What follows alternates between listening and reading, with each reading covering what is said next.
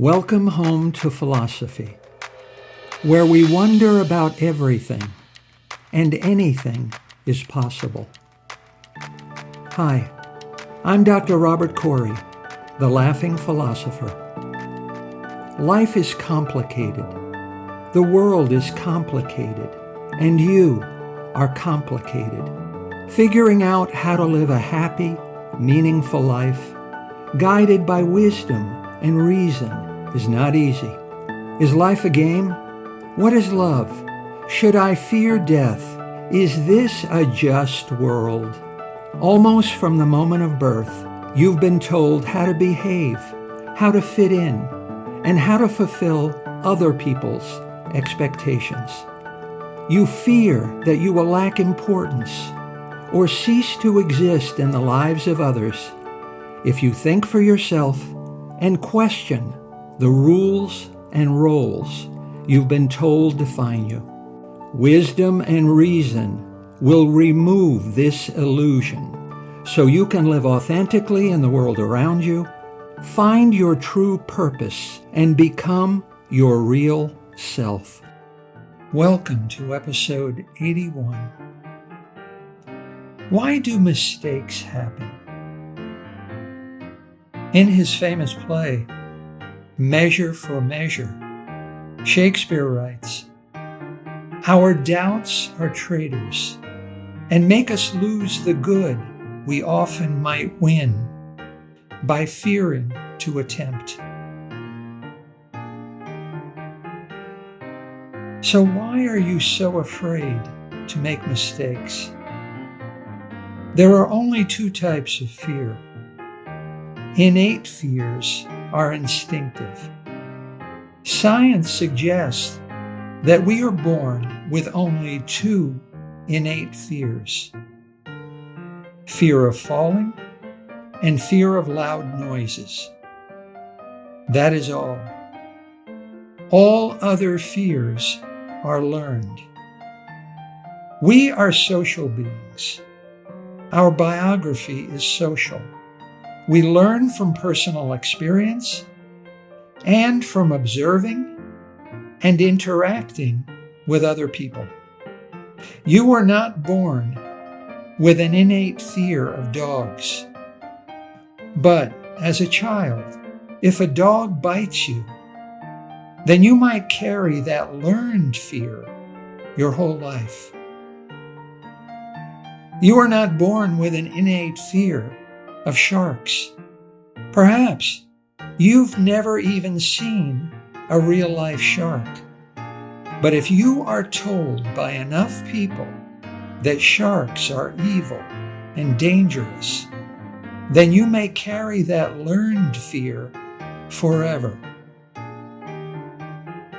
Imagine all but two of your many, many fears are made up, manufactured, and socially learned. Marcus Aurelius said, "If you are distressed by anything external, the pain is not due to the thing itself, but to your estimate of it, and this you have the power to revoke at any moment." Why are men so afraid of asking for help? Why are women so afraid of asking a man out on a date? Why are we so afraid of telling the truth to a dying person? Why are men so afraid of losing their hair? Why are women so afraid of snakes? Why are we so afraid of making mistakes? It's because almost from the moment of birth, we are socialized to be afraid of making mistakes. Fear of making mistakes is man-made. It is learned. And so you have the power to revoke this fear at any moment you choose. Why are mistakes mistakes? Making mistakes is really all about judging human actions. Utilitarians judge human actions purely on outcome. Whatever I intend when I do something is irrelevant. If the outcome is good, then the action is good. You are thirsty, and I give you a glass of water. You drink it, and you feel better. Therefore, my action is good. In judging human behavior, outcome is an important consideration, but it's not the only consideration. We tend to judge human actions to be good or bad based only on outcome. However, intention is important too. Kantians put intentions, not utility, at the center of our judgments. If you plan to do a good thing, and a good thing happens, then your actions are good. But if you intend to do something good, and somehow something not intended and bad happens, then your actions are still good because of your good intentions. Unfortunately, intention alone, like outcome, just doesn't seem to capture all of the complexity of judging human actions. Aristotle, too, thought both intention and outcome are important, but that human actions are very complicated things. He recognized that actions involve feelings and desires, and he believed they also needed to be taken into account. Aristotle describes situations and circumstances so complicated that it's impossible to decide how to judge, how to feel, and what to think. And that's Aristotle's whole point. You can't make a mistake because it's impossible to judge human actions. You can't make a mistake because there are no mistakes. Epictetus said, "What upsets people is not things in themselves, but their judgments about these things." When you're a child, the world is painted black and white. Some things are good for you, other things are bad for you. Some people are good, other people are bad. Some words are bad, other words are good. Some beliefs are bad, other beliefs are good. Some acts are bad, other acts are good.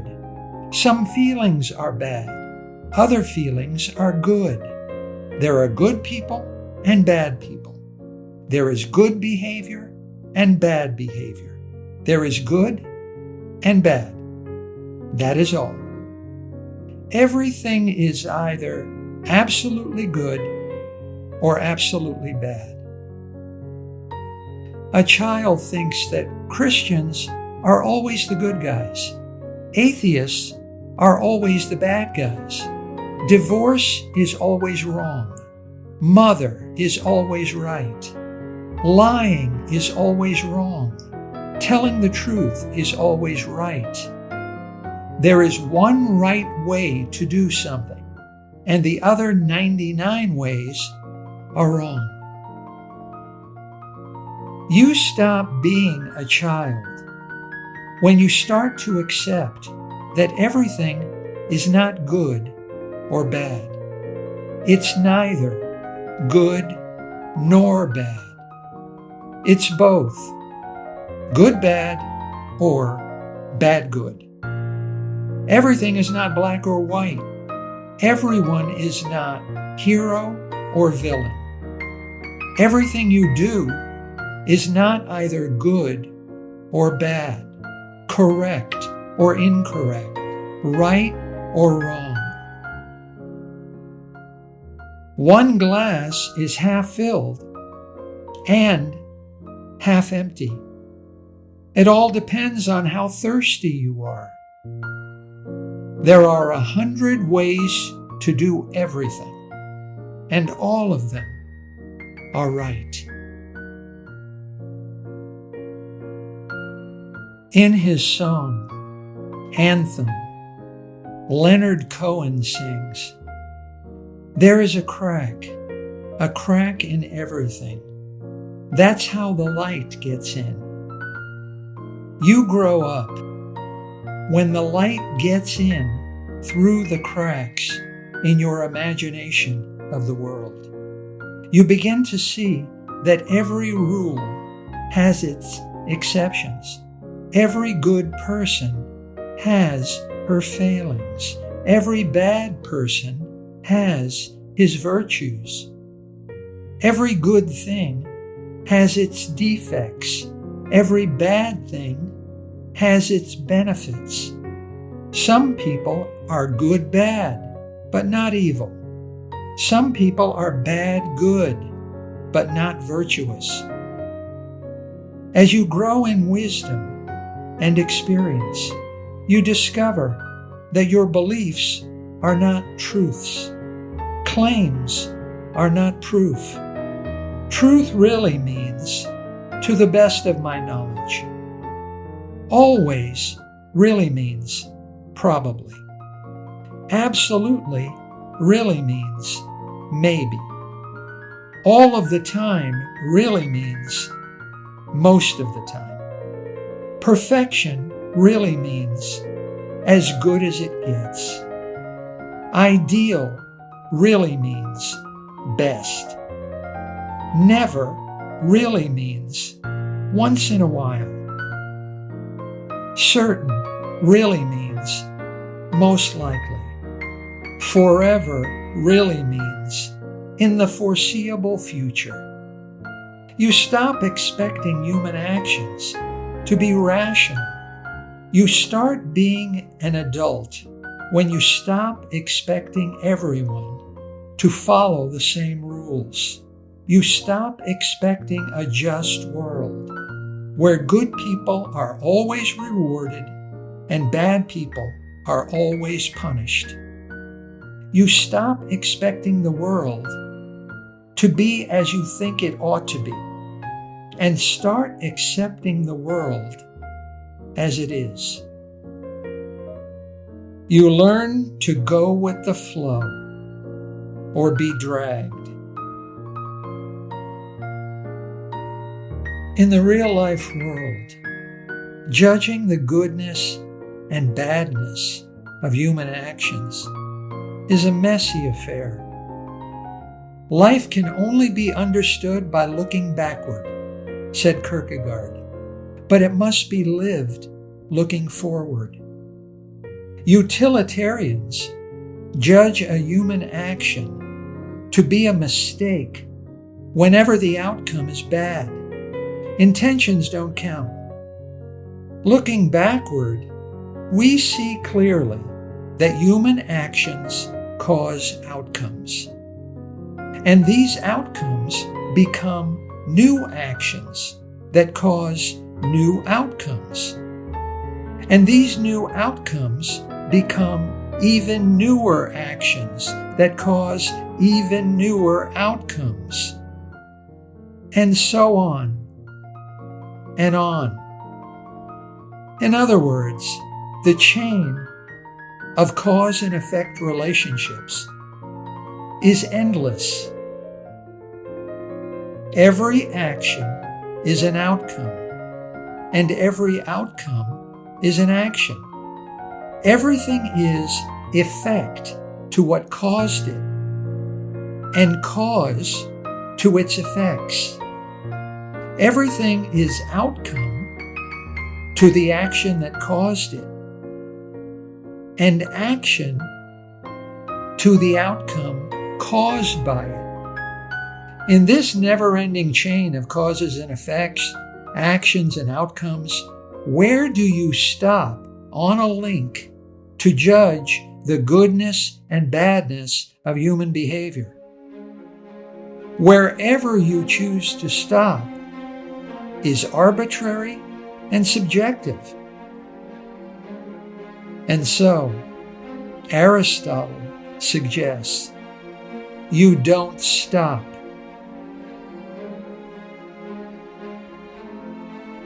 Let's play a game. I'll tell you a story about a character stuck in a complicated situation. You figure out which ones are the good actions and the bad actions, the good outcomes and the bad outcomes, the good intentions and the bad intentions. Let's play. Pay attention. Prince Hamlet is son of the recently deceased King Hamlet. Claudius, Hamlet's father's brother, hastily marries Gertrude, Hamlet's mother, and seizes the throne. King Hamlet's ghost appears to his son and tells the prince he was murdered by his brother, Claudius.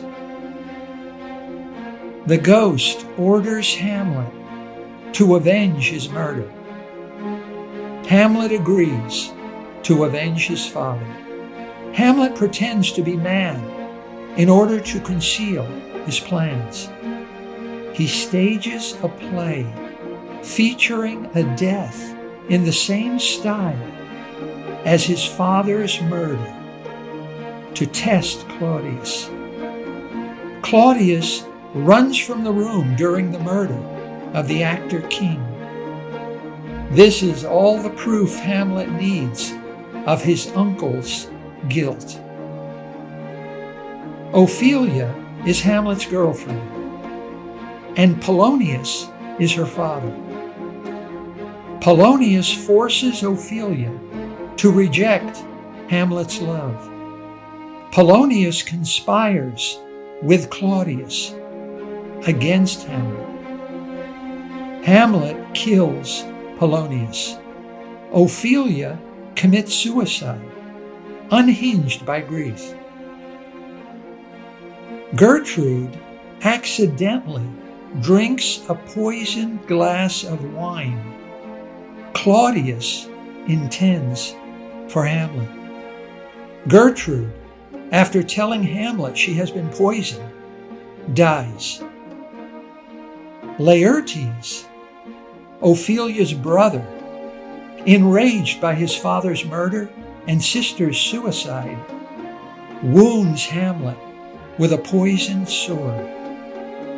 Hamlet wounds Laertes with his own poisoned sword. Laertes dies. Hamlet kills Claudius. Hamlet dies. The new king orders a military funeral to honor Hamlet.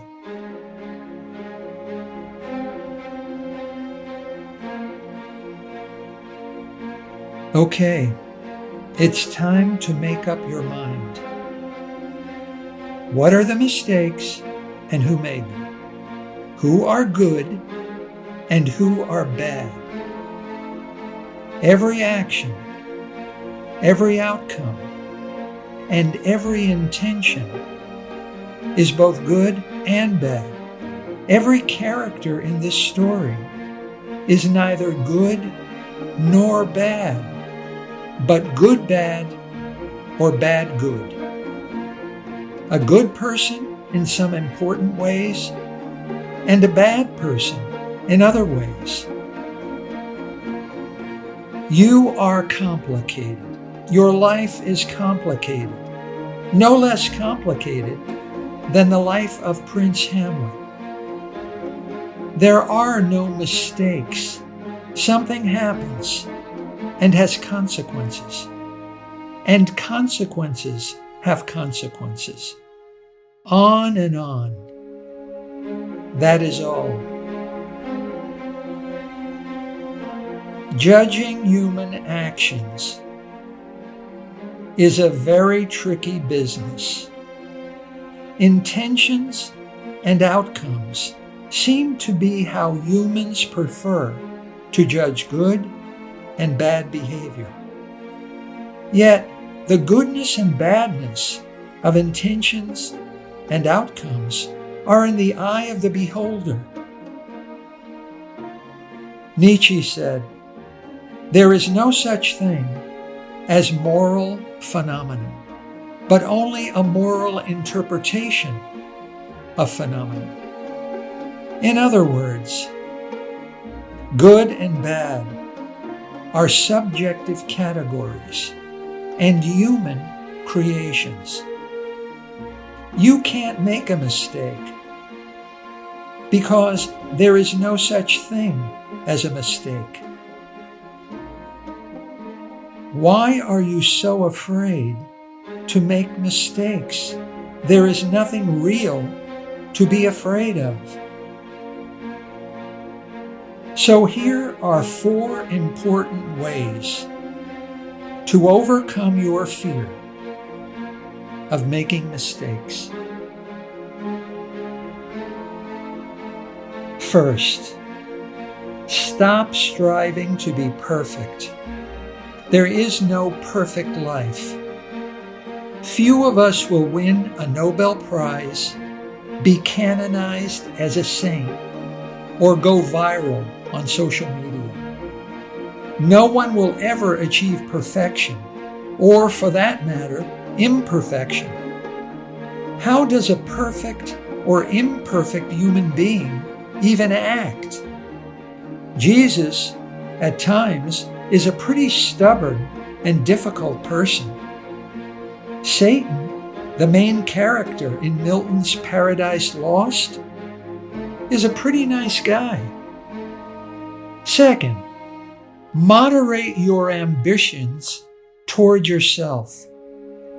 What you can be is better than you are now.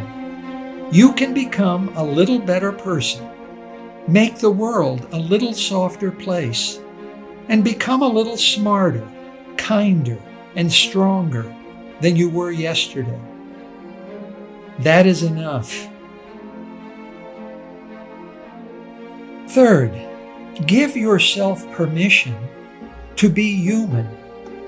Regret is useless. At times, everyone acts in ways she shouldn't have, and fails to act as she should have. Sophocles, one of the 3 greatest ancient Greek playwrights, said, "A good man yields when he knows his course is wrong, and repairs the evil. The only crime is pride. Starting over doesn't mean regretting your actions. It means returning to where you started, to know it again for the first time. A person who doesn't look backward at his own actions is like a car that only moves forward. Be gentle with yourself. Today, what you judge to be a mistake may be a blessing a year from now, and today's blessing may be a horrible mistake in the fullness of time. Regret nothing. Live by letting things happen."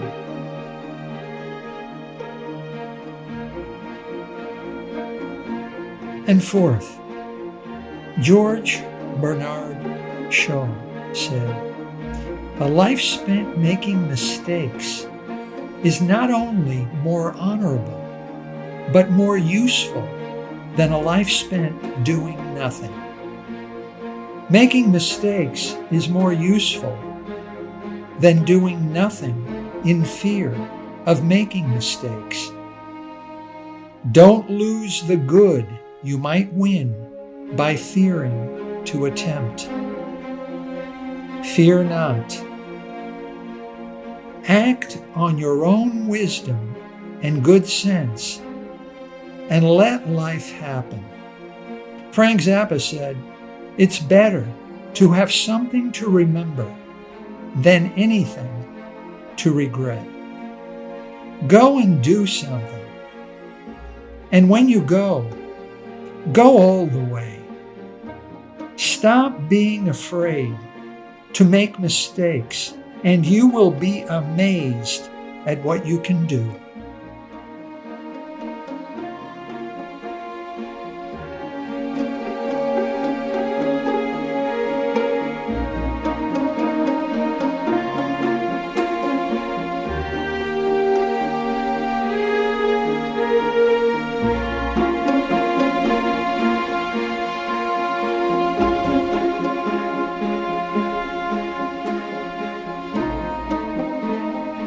Thank you for listening. I hope you will take what you've learned and be a better person. Think for yourself. Question everything. Accept nothing that does not agree with your own reason and good sense. And I promise you, despite its sham and drudgery, you will get on pretty well in this crazy world. I'm Dr. Robert Corey. Until we meet again, be good.